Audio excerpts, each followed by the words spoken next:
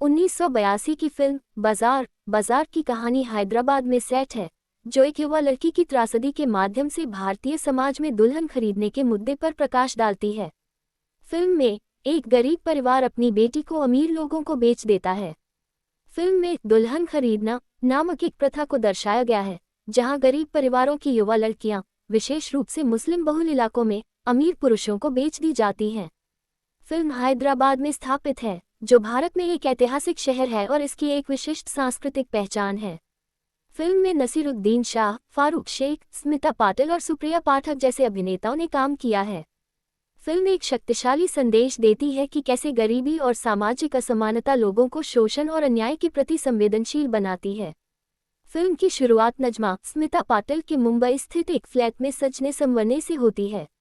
वह जल्द ही एक मेहमान, अख्तर हुसैन, का स्वागत करती है, जो उसका प्रेमी निकलता है।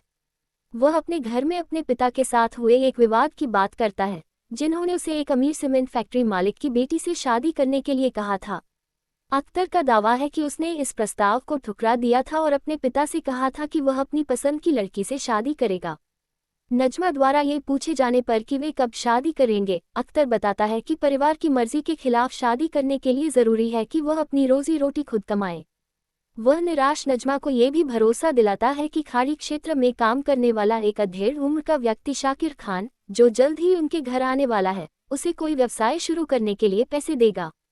नजमा शाकिर खान के उसके साथ रहने को लेकर आशंकित है, लेकिन अख्तर कहता है कि कोई और रास्ता नहीं है क्योंकि फ्लैट का इंतजाम शाकिर खान ने ही किया है।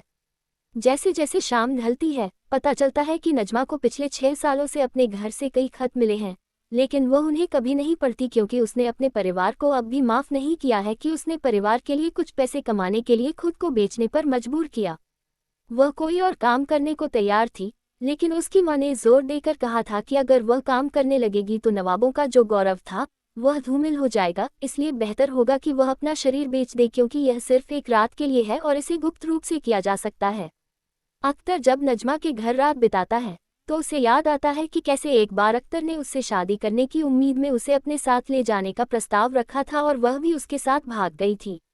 अगले दिन नजमा से मिलने एक मशहूर शायर सलीम आता है, जो पिछले 6 सालों से उससे प्यार करता है। हालांकि नजमा ने उसके प्यार को स्वीकार नहीं किया है। दोनों के बीच दोस्ताना रिश्ता है और वे एक दूसरे के साथ बहुत सहज हैं। सलीम एक बार फिर दोहराता है कि वह अक्सर उसके बारे में सोचता है और हालांकि वह 6 साल पहले उससे शादी नहीं कर पाया था, लेकिन आज वह ऐसा करने में पूरी तरह सक्षम है। सलीम उसे बताता है कि वह झूठ की जिंदगी जी रही है क्योंकि अख्तर सिर्फ रात बिताने के लिए उससे मिलने आता है और उससे शादी करने का उसका कोई इरादा नहीं है। नजमा और अख्तर शाकिर खान का हवाई अड्डे पर स्वागत करते हैं। अगली सुबह शाकिर नजमा से अख्तर के बारे में पूछता है, उनके रिश्ते की बेमेल प्रकृति का संकेत देता है और पूरे समय नजमा पर नजर रखता है। नजमा अख्तर के प्रति अपने प्यार का इजहार करती है, जिस पर शाकिर कहता है कि वह हमेशा से उसे बसते हुए देखना चाहता था और अख्तर की मदद करने में उसे खुशी होगी। वह आगे उसके जैसी ही किसी लड़की से शादी करने की अपनी इच्छा भी जाहिर करता है, जिससे नजमा थोड़ा हैरान हो जाती है। शाकिर खान नजमा से शाम को एक पार्टी देने के लिए कहता है, जहां वह अख्तर को अलग से अपनी शादी की इच्छा बताता है क्योंकि उसे घर और परिवार का सुख याद आ रहा है। फ्लैशबैक में शाकिर खान की अपनी पत्नी और बच्चे हैं, हालांकि ये स्पष्ट है कि वह दुर्व्यवहार करता था और इसलिए उसके घर में उसका स्वागत नहीं था। वह चाहता है कि नजमा उसके लिए अपने शहर हैदराबाद से एक दुल्हन ढूंढे। जब अख्तर नजमा को ये बताता है तो उसे यह बात नागवार लगती है, हालांकि वह शाकिर के लिए एक खूबसूरत दुल्हन ढूंढने के लिए इस उम्मीद में राजी हो जाती है कि इससे उसे और अख्तर को एक जोड़े के रूप में अपनी जिंदगी बसाने में मदद मिलेगी। दृश्य हैदराबाद में बदल जाता है, जहां सरजू और शबनम एक दूसरे के प्यार में पड़ जाते हैं। सरजू नसरीन से जो मन ही मन सरजू से प्यार करती है, शबनम से मुलाकात कराने में मदद मांगता है, जो उसकी दोस्त होती है। नसरीन का दिल टूट जाता है, लेकिन हकीकत का सामना करते हुए वह अपनी भावनाओं को अपने तक ही रखने का फैसला करती है क्योंकि सरजू और शबनम दोनों एक दूसरे से बहुत प्यार करते थे। इस बीच नजमा शादी के लिए ज़रूरी गहने और दूसरी चीज़ें खरीद लेती है और बारात, जिसमें उसका कॉमन फ्रेंड सलीम भी शामिल है, हैदराबाद के लिए रवाना हो जाती है। ट्रेन में सफ़र करते समय एक फ्लैशबैक में पता चलता है कि कैसे सलीम हैदराबाद में नजमा के घर जाता था और अपनी भावनाएं व्यक्त करता था, लेकिन नजमा उसे बार बार यह कहकर मना कर देती थी कि वह अपने परिवार के लिए सोने की चिड़िया है जिसका राज उसे नहीं पता। वह कहती है कि वह उससे शादी नहीं कर सकती और बेहतर होगा कि वह उसे भूल जाए। वह वादा करती है कि अगर कभी उनकी मुलाकात होगी तो वह उसे अपना दोस्त मानेगी। हैदराबाद वापस आकर शबनम की मां को अपनी बड़ी बेटी के लिए एक अच्छा रिश्ता छोड़ना पड़ता है क्योंकि वह दूल्हे पक्ष की मांगों को पूरा नहीं कर पाती। हजनी बी, जो कि एक रिश्ता तय करने वाली है, शबनम की मां को डांटती है कि इस तरह तो उन्हें कभी रिश्ता नहीं मिलेगा। हालांकि वह ये वादा करके चली जाती है कि अगर कोई अच्छा रिश्ता मिलता है तो वह उसे बता देगी। इस बीच हैदराबाद में नजमा दुल्हन की तलाश में निकल पड़ती है। वह एक ऐसी जगह पहुंचती है जहां गरीब लोग अपनी बेटियों को दिखा रहे होते हैं और उम्मीद करते हैं कि उनकी छोटी बच्चियां, जिनमें से कुछ अभी युवावस्था में ही पहुंची हैं, शादी करके कुछ पैसे कमा लेंगी। नजमा ये देखकर घबरा जाती है और इस पूरी शादी की योजना में अपनी भूमिका पर सवाल उठाती है। फिर भी वह हैदराबाद में अपने परिवार से मिलने का फैसला करती है और देखती है कि उसकी मां उसे फिर से देखने के लिए बहुत भावुक हो जाती है। उसकी मुलाकात अपने बचपन के दोस्त सरजू से भी होती है, जिसे वह अपना छोटा भाई मानती है। वह उसे बताता है कि उसे एक लड़की मिल गई है जिससे वह शादी करना चाहता है। नजमा बहुत खुश होती है और उसकी शादी में मदद करने का वादा करती है, वह भी बहुत धूमधाम से। जाते समय उसकी मुलाकात नसरीन से होती है और वह उससे पूछती है कि क्या वह सरजू से मिलने आई है, जिसका जवाब वह हाँ में देती है।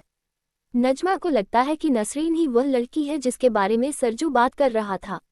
मुंबई से आए बारातियों, सरजू, नसरीन और शबनम की एक छोटी सी महफिल में शबनम एक खूबसूरत गाना गाती है जिससे शाकिर खान काफी प्रभावित होता है। बाद में वह शबनम से शादी करने की इच्छा जाहिर करता है जिससे नजमा चौंक जाती है क्योंकि शबनम अभी काफी छोटी है और 16 साल की भी नहीं हुई है। हालांकि अख्तर उसे शादी तय करने के लिए राजी कर लेता है क्योंकि अगर वह मना भी कर दे तो भी गरीब माता पिता अपनी बेटी की शादी इतने अमीर आदमी से करके बहुत खुश होंगे। दुल्हन का परिवार प्रस्ताव स्वीकार कर लेता है लेकिन अपनी मांगे रखता है। परिवार के लिए 5,000 रुपये, बड़ी बेटी की शादी के लिए और रिश्ता जोड़ने वाली हजनी बी के लिए 101 रुपये बख्शीश के तौर पर मांगता है। शादी तय होते ही सलीम पूरी घटना से घबरा जाता है और नशे की हालत में इस बात पर गुस्सा जाहिर करता है कि कैसे गरीबी के कारण लड़कियों को अमीरों को बेचा जा रहा है। वह शादी तय करने की तुलना इंसानों की नीलामी जैसी व्यवस्था से करता है।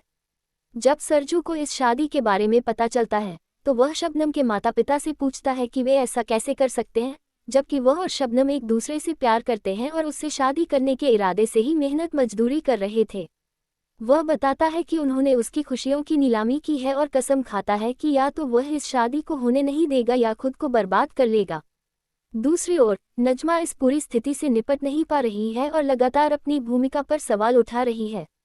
सलीम उसे बताता है कि शादी इंसानों को बेचने खरीदने का एक सामाजिक रूप से स्वीकार्य तरीका है और वह भी इसी तरह के बाजार का शिकार रही है।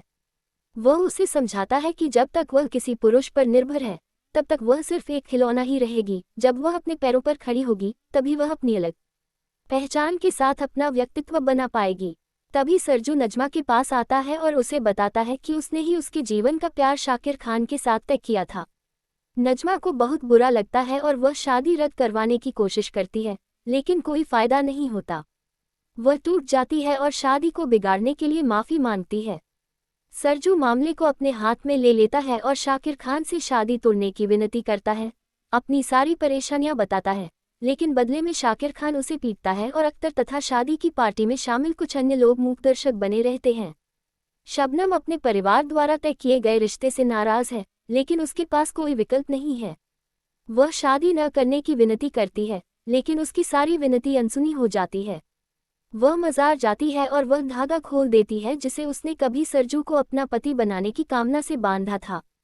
वह बताती है कि मज़ार पर मन्नत का धागा बांधते समय उसने जिंदगी मांगी थी, लेकिन अब वह अपनी सारी इच्छाओं का शव ही वापस ले जा रही है। सरजू नसरीन की मदद से शबनम से आखिरी बार मिलता है और दोनों इस घटनाक्रम से दुखी होते हैं। शबनम शाकिर खान से शादी कर लेती है। सलीम मुंबई वापस जाने का फैसला करता है, जबकि नजमा वहीं रहने की योजना बनाती है।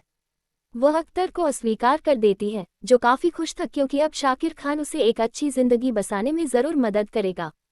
नजमा कहती है कि अगर वह पैसों के लिए ऐसा कर सकता है तो शायद एक दिन अपने फायदे के लिए उसे बेच भी सकता है। अख्तर टूट जाता है और कहता है कि उसके बिना वह बर्बाद हो जाएगा, जिस पर वह जवाब देती है कि शाकिर खान की चालों में फंसकर वह खुद को पहले ही बर्बाद कर चुका है। शादी की रात शाकिर खान अपनी नई दुल्हन को सुहागरात पर मृत पाता है। शबनम ने जहर खाकर आत्महत्या कर ली थी। सरजू इस खबर से टूट जाता है। नजमा खुद को दोषी महसूस करती है और मुंबई जाने वाली ट्रेन पकड़ लेती है जिससे सलीम जा रहा था। वह सलीम का सामना करती है और शबनम की मौत की खबर सुनाती है, जिसके अंत में वह इस अपराध में शामिल होने की बात स्वीकार करती है।